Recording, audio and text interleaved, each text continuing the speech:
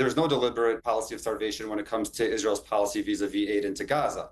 Well, there was a blockade for 3 months. I mean, that's a deliberate policy of starvation. There wasn't. And they said they were going to let in no food. They said it out loud.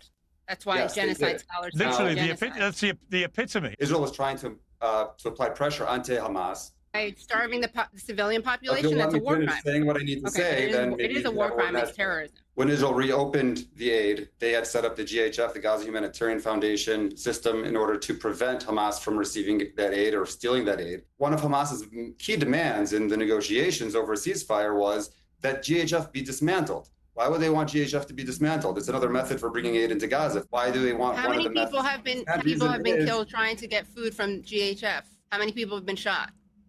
I don't know how many people have been, and how do you know how many people have been killed? Over 1,000 people have been killed as they are in these big lines trying to get food. How many have Israel killed of the 1,000 plus who've died? I don't know how many were killed by Israel. I don't know how many were killed by Hamas. But there is documented evidence of Palestinians in Gaza saying that Hamas was shooting at them.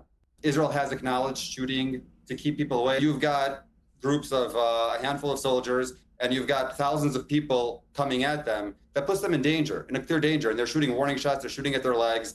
How many were killed by Israeli soldiers? Maybe they should have more than 4 distribution sites. You don't think that's a trap? It takes a while to set up a distribution site. I don't know how easy it is for you sitting in the chair, wherever you're sitting in the United States, to set up a distribution site. Well, then maybe they should have used established distribution instead of an organization. Aid continued. Why did the person resign before it started? Why did the guy who was supposed to be the head of it You're just throwing out questions that have absolutely nothing to do with the topic at hand. Israel has continued it has everything to do with it. Hamas is stealing from the UN, is stealing from the other international aid groups, but not from GHF, which is why Hamas wants GHF dismantled. No, 2 Israeli officials have admitted that there's no evidence of Hamas doing that, by the way. And 170 NGOs and aid organizations have said the GHF needs to be dismantled. What's their ulterior motive? I think it's been a complete shambles. But Benjamin, do you believe that any Palestinian children are severely hungry?